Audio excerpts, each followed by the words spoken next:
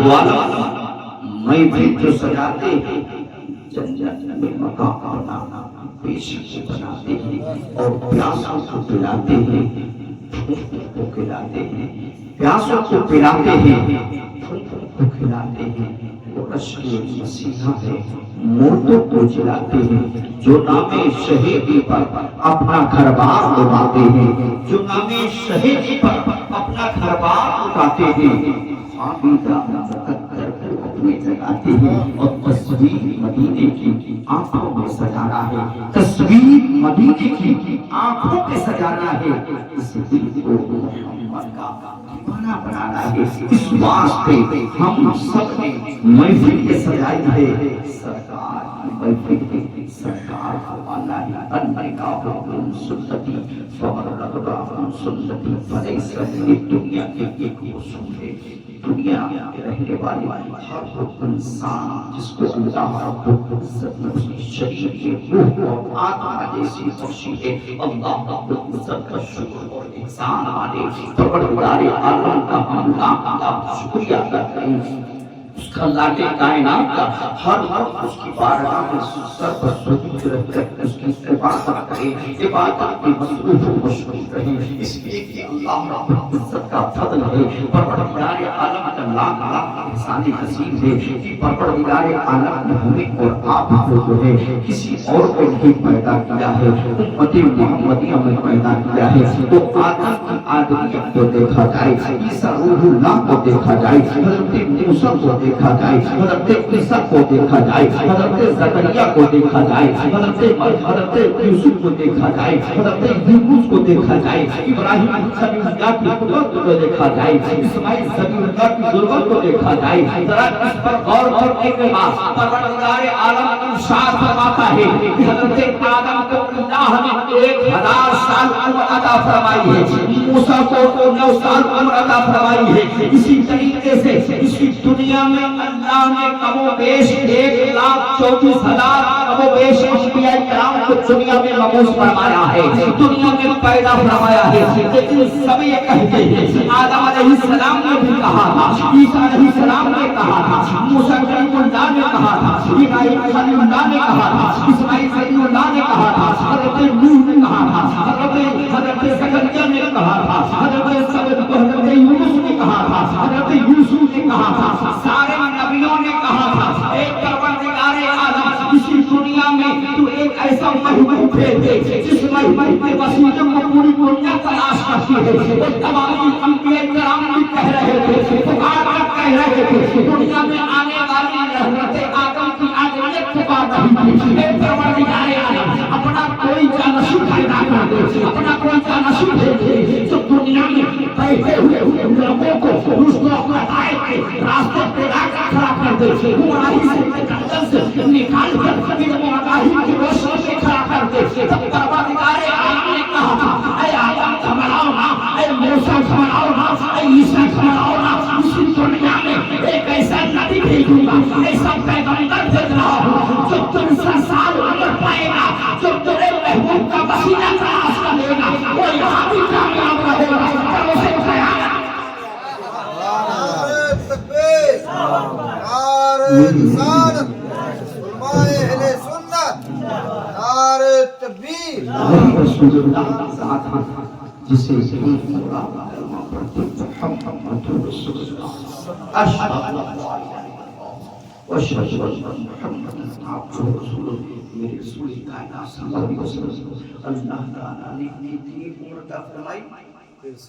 कितनी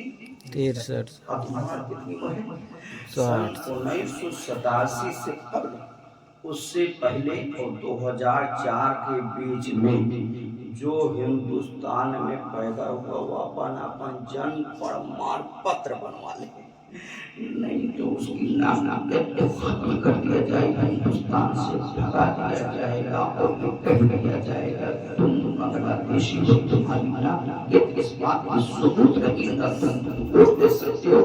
نہ دنیا کی پراپرٹی دے سکتے ہو، لیکن میری پیاری قانون دنیا میں آنے والے انسان نے بنایا تھا، لیکن جب خدا کائنات نے میرے محبوب کو اس خاندانی پر پرپوز فرمایا، اللہ نے اپنے آخری نبی کو بھیجا تھا تو کہا تھا اے میرے محبوب دنیا کے قانون بنانے والے اس قانون کو پانچ منٹ میں توڑ دیا جاتا ہے، راج سبھا میں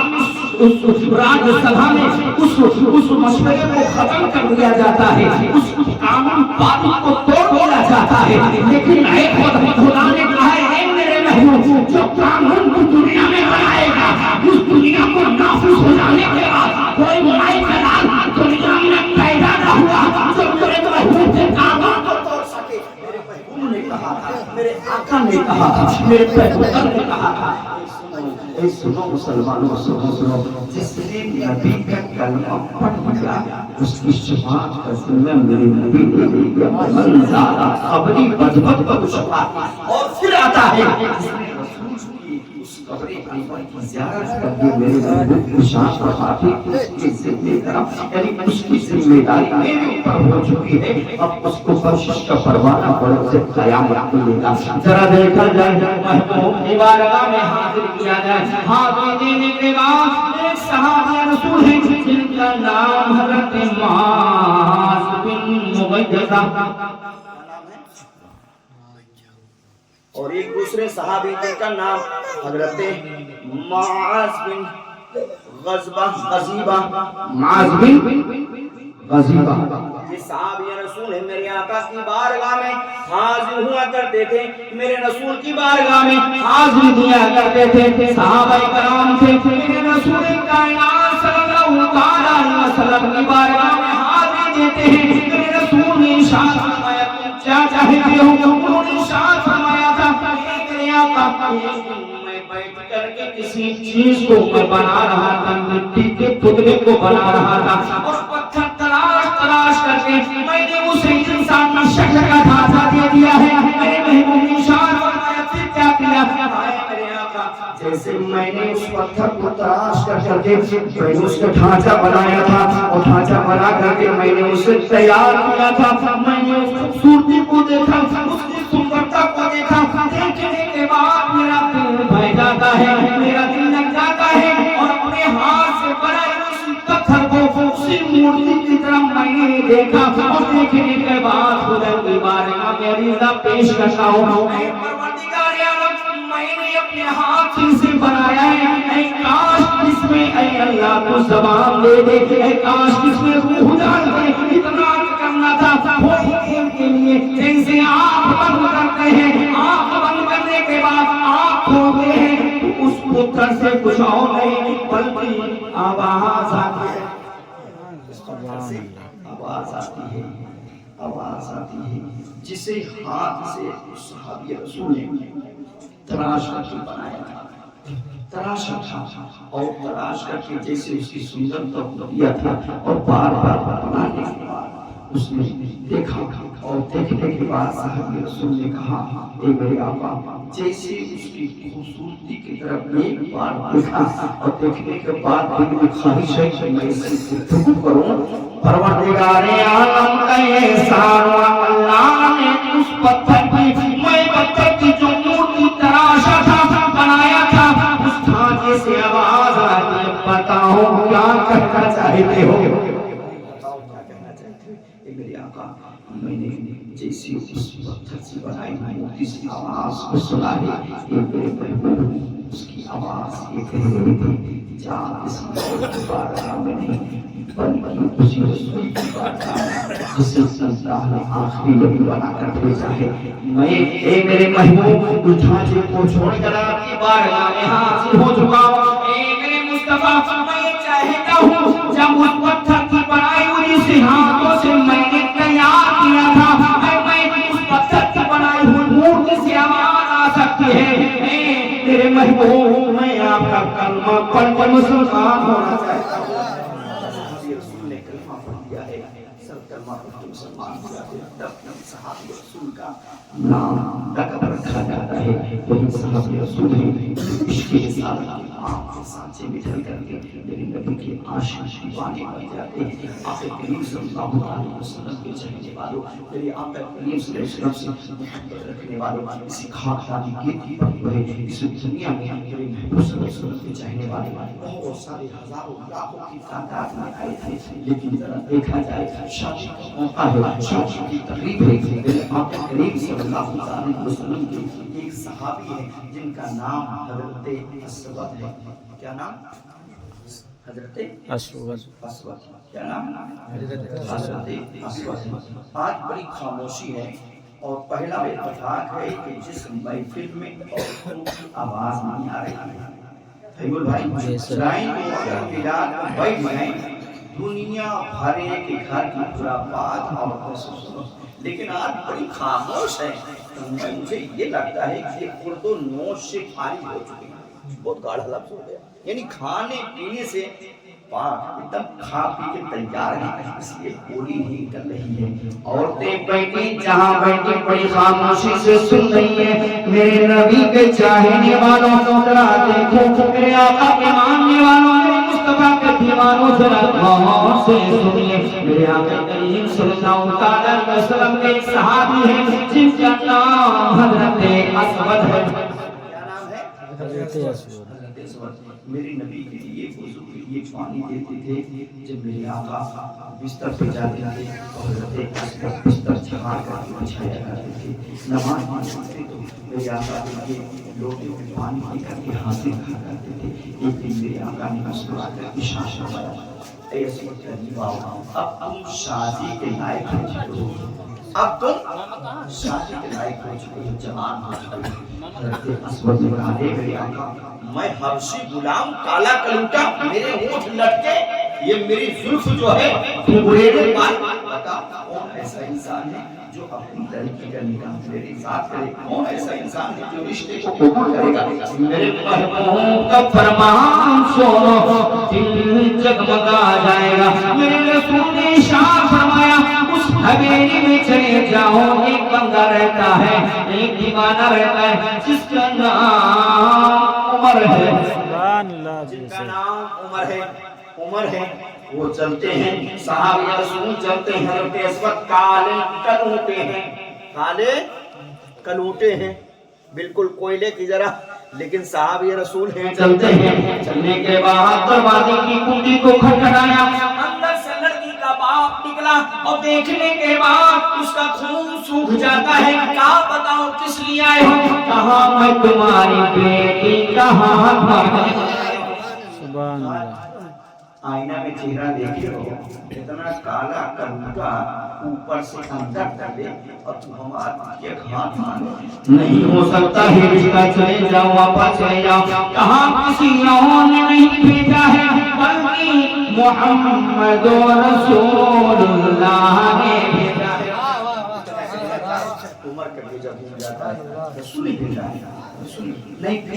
پھر بھی شک ہے میں جاتا ہوں نبی سے تحقیق کر کے آتا ہوں پوچھ کر آتا ہوں کیا رسول نے ہی بھیجا ہے اتنا سننا تھا اندر جانے لگتا ہے صحابی رسول پلٹنے لگتے ہیں اب تک کہ لڑکی باہر نکلتی ہے اپنے باپ کے کاندھے پر ہاتھ رکھتی ہے اور ہم کرتی ہے ابو جان آنے والا کون تھا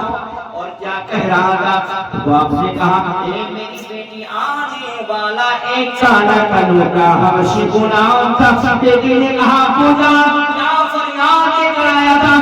اے میری بیٹی تیرا ہاتھ بھاگنے کے لیے آیا تھا بیٹی نے کہا ابو جان حبشی غلام ہے یہ ندی کو حبشی غلام ہے کالا کلوٹا ہے اسود ہے یہ دیکھو بھیجنے والا رسول اللہ کا ذات ہے کہنا تھا اے بیٹی کیا کہنا چاہتی ہو ہاں ابو جان میں یہ چاہتی ہوں میرا نکاح کسی اور کے ساتھ نہیں وہی صحابہ رسول کے ساتھ جب اتنی باتیں ہو جاتی ہیں باپ تیار ہو جاتا ہے اب حضرت اسود کو پھر سے بلاتا ہے اے اسود قریب اسود کرتے ہیں اور آنے کے بعد لڑکی کے باپ نے کہا جاؤ محمد رسول اللہ سے کہہ دینا اس وقت جسے کبھی باہر نکل کر کسی غیر محرم کو نہ دیکھا ہے، کسی مرد نے نہیں دیکھا ہے، جاؤ اپنی بیٹی کا نکاح تمہارے ساتھ منظور کرتا ہوں، تمہارے ساتھ منظور کرتا ہوں، اپنی بیٹی کا ہاتھ دیکھنے کے لیے تیار ہو جاتا ہوں۔ اسود اب بولے نہ سوائے، اسود بچتی ہوئے مسکراتے ہوئے نبی کی بارگاہ میں پہنچتے ہیں۔ میرے نبی نے جب حضرت اسود کو دیکھا تھا، اسود نے نبی کو چہرے کو دیکھا تھا، نبی کا مسکرانا اس بات کی دلالت سماعت دے رہی ہے، گویا کہ اسود یہ کہہ رہے ہیں اب میرا کام بن گیا ہے، اب میرا کام ہو گئے محبت وہ تری جما جانتے ہیں۔ جی لگا کر بولے سبحان اللہ، محبت وہ تری جما جانتے ہیں، محبت وہ تری جما جانتے ہیں، جو معراج کا فلسفہ جانتے ہیں۔ نبی کا مسکرانا اس بات کی دلالت شہادت دے رہی ہے کہ اب اسود کا کام ہو گیا ہے۔ میرے نبی نے ارشاد فرمایا اسود قریب آؤ، اسود جیسے قریب آئے کہا رشتہ منظور ہو چکا۔ ہاں میرے آقا، وہ لڑکی کا باپ اپنی بیٹی کا ہاتھ میرے ہاتھ میں دینے کے لیے تیار ہو چکا ہے۔ میرے نبی نے ارشاد فرمایا جب نکاح ہوگا کیا تمہارے پاس نکاحی جوڑا یا ولیمہ کرنے کے لیے کچھ درہم و دینار ہے؟ حضرت اسود نے کہا اے میرے آقا میں تیرا غریب ہوں، جو میرے تن میں جو میرے شریر پر بدن پر جو کپڑا ہے اس کے علاوہ میرے پاس کوئی اور پیسہ نہیں ہے۔ سبحان اللہ، صلی اللہ تعالیٰ علیہ وسلم نے حضرت اسود کے لیے کہا یہ جو 200 درہم اور کہا جاؤ حضرت عثمان غنی کی بارگاہ میں، حضرت اکبر کی بارگاہ میں ان سے کہہ دینا کہ میرے صحابی میرے عاشق حضرت اسود کا رشتہ ہونے والا ہے، نکاح ہونے والا ہے، ان سے کہہ دینا کہ محبوب نے کہا ہے کہ حضرت اسود کی نکاح اور شادی میں 200 دینار دیتے ہیں۔ سبحان اللہ۔ حضرت اسود حضرت صدیق اکبر کی بارگاہ میں حاضری دیتے ہیں، سامنے ادب کر کے ادب بات کرتے ہیں، بتاؤ کس لیے آئے؟ اسود نے کہا میرے نبی کو نے میرا رشتہ منظور کر دیا ہے، میرا نکاح ہونے والا ہے، نکاح میں اتنے اخراجات ہیں، نبی نے بھیجا ہے آپ اپنے خزانے سے مجھے 200 درہم دے دیجیے۔ صدیق اکبر نے 200 درہم دیا، مولا علی کی بارگاہ میں پہنچتے ہیں، عثمان غنی کی بارگاہ میں حاضری دیتے ہیں، عثمان غنی نے نبی کے پیغام کو سنا تھا، 200 درہم دیا تھا۔ صدیق اکبر عثمان غنی نے واپسی ہوتے وقت حضرت سعد کو پکڑا تھا، کہا تھا یہ تو سن لو نبی کا فرمان تھا، 200 درہم میں نے دیا ہے، اب میں اپنی جاتی سے خوشی جو ہے تمہیں 200 درہم اور عطا کر رہا ہوں، لے جاؤ، کبھی شادی میں کمی نہیں آئے گی۔ حضرت اسود مچلتے ہوئے اب پہنچتے ہیں نبی کی بارگاہ میں، نبی سے اجازت لے کر کے اسی بازار اسی مارکیٹ میں پہنچتے ہیں، اسی کلاب روم میں پہنچتے ہیں جہاں پر دلہن کا کپڑا بک رہا تھا، فوراً داخل ہوتے ہیں، نکاحی جوڑا خریدتے ہیں، نکاحی جوڑا خرید کر کے جیسے بازار سے اپنے قدم کو ہٹایا تھا، گھر کی طرف واپسی کیا تھا، تب تک یہ اعلان ہو جاتا ہے دشمن اسلام جو ہے بچہ اسلام کو بجھانا چاہتے ہیں، نبی کونین پر کیچڑ اٹھانے والے، نبی کونین کی مذہب اسلام کو تاکدار کرنے والے ہیں، غدار رسول جو ہے نبی پر حملہ کرنے والے ہیں، دشمنان رسول جو ہے مذہب اسلام کو گرانے والے ہیں۔ کتنا سنتا تھا حضرت اسود نے پوچھا بتاؤ کہاں جا رہے ہو؟ کہا تمہارا چاچا ہے نبی نے تمہارا چاچا دشمنوں نے اعلان کر دیا ہے، اس کے مقابلے میں تمام صحابہ نبی کے ساتھ اس مقابلے میں جنگ کے لیے جا رہے ہیں۔ اتنا سنتا تھا صحابی رسول حضرت اسود اسی بازار میں پہنچتے ہیں، اسی کلاب روم میں پہنچتے ہیں جہاں سے اپنی اس نکاحی جوڑا خریدا تھا، جہاں سے دلہن کے لیے نکاحی جوڑا خرید کر کے اپنے ہاتھ میں لے کر کے چلتے ہیں، فوراً پہنچتے ہیں کہاں اے میرے ذرا بیچنے والے انسان، میں تیرے کلاب روم میں پلٹ کر کے اس لیے آیا ہوں نکاحی جوڑا مجھ سے واپس لے دو، مجھے پیسہ واپس دے دو، اس لیے میں آپ سے اس لیے عرض کر رہا ہوں میرے پاس اتنا ہی پیسہ ہے اور پیسہ واپس کر دو گے، اس کا احسان کا روزہ قیامت میں چکاتا ہوا اتنا عرض کرنا تھا۔ حضرت حضرت اسود نے نکاحی جوڑا واپس کیا ہے، پیسہ دے کر کے اب دوسری بازار میں پہنچ گئے ہیں، جہاں پر تیر بچ رہی تھی، جہاں پر تلواریں بک رہی تھی، جہاں پر برچیاں بک رہی تھی، جہاں پر اوزاریں بک رہا تھا، وہاں پر پہنچتے ہیں۔ جیسے پہنچنے کے بعد تلوار کبھی خریدتے ہیں، کبھی برچیاں خریدتے ہیں، کبھی دھاردار چاقو خریدتے ہیں۔ خریدنے کے بعد اسی میدان کارزار میں پہنچتے ہیں جہاں نبی کے وشاں، جہاں نبی کے دیوانے اسلام کے خاطر اپنے گلے کو کٹا رہے تھے، اپنے سر کو کٹوا رہے تھے، شہید ہو رہے تھے۔ یہ دیکھتے دیکھتے حضرت اسود نے نگاہ اٹھائی تھی کہ نبی کونین اسی جنگ میں تشریف فرما ہے۔ حضرت اسود کرتے ہوئے نبی کے چرنے پاک کو، نبی کے قدمے پاک کو چومنا چاہتے تھے، آنکھیں پڑھ کر کے نبی سے ملاقات کرنا چاہتے تھے۔ تھوڑی دیر کے بعد پلک جھپکی ہے، نبی کونین کی پلک جھپنا تھا۔ تھوڑی دیر بعد ایک دشمنان اسلام نے ایک ایسا وار کیا تھا جو وار جو ہے کسی اور پر نہیں، حضرت اسود پر پڑتی ہے۔ حضرت اسود کا سر شہید ہو جاتا ہے اور حضرت اسود کا سر کٹنا تھا تو حضرت اسود نے پکار کر کہا تھا، اے میرے آقا، اے میرے مصطفیٰ، جس کے لیے آپ راضی تھے اسی کے لیے خدا راضی تھا۔ ان دونوں کی رضامندی اس بات کی شہادت دیتی ہے، اے میرے محبوب، میرا نکاح قبول ہو گیا ہے۔ اور میں نے کہا تھا، اے میرے آقا، دنیا میں اگر کوئی جنت میں جائے گا تو آپ نے کہا تھا سب سے پہلے اسود میرے پیچھے پیچھے جائیں گے۔ اے میرے آقا، آپ کا فرمان جاری جو تھا وہ کہے، اے میرے آقا، میں جنتی ہو گیا ہوں، سبحان اللہ، جنتی ہو گیا ہوں۔ سر کٹنے کے بعد سرے پاک سے آواز آ رہی تھی، اے میرے محبوب، جس کھانے کعبہ میں بیٹھ کر، جس مسجد نبی کی مسجد میں بیٹھ کر آپ نے میں نے پوچھا تھا سوال، میں جنتی ہوں، اے میرے آقا یاد کرو آپ نے کہا تھا اسود تو جنتی ہے، اسود تو جنتی ہے۔ میں شہید ہو گیا ہوں، جنتی بن گیا ہوں، اتنا عرض کرنا تھا۔ میرے نبی کونین نے لاش پاک کو ہٹاتے ہوئے حضرت اسود کے کٹے ہوئے سر پاک کو اپنے زانو ادب رکھتے ہیں اور عزت رکھنے کے بعد میرے محبوب نے حضرت اسود کے زلف معاملہ کو کبھی پیشانی کو چومتے ہیں، کبھی گرد و غبار کو لگے ہوئے میرے آقا نے اپنے دستے پاک کو صاف کر رہے ہیں۔ صاف کرتے کرتے حضرت اسود سے بات چیت ہوئی، اے اسود، میں نے تجھے نکاح جوڑا کے لیے مارکیٹ میں بھیجا تھا، تو نے کیا کیا؟ حضرت اسود نے کہا، میں نے وہی کام کیا جس پہ اللہ اس کے رسول کی رضا مانگی تھی۔ میرے محبوب، جب نکاحی جوڑا لے کر میں واپس آ رہا تھا، میرا نکاح محبوب پڑھائی کے اس وقت میدانی کارزار کی طرف سے آواز آئی، دشمن اسلام نے کہا تھا، سن لو اے اسود، سارے صحابہ حضرت مصطفیٰ پر قربان ہونے کے لیے جا رہے ہیں، تو نکاح کی تیاری کر رہا ہے۔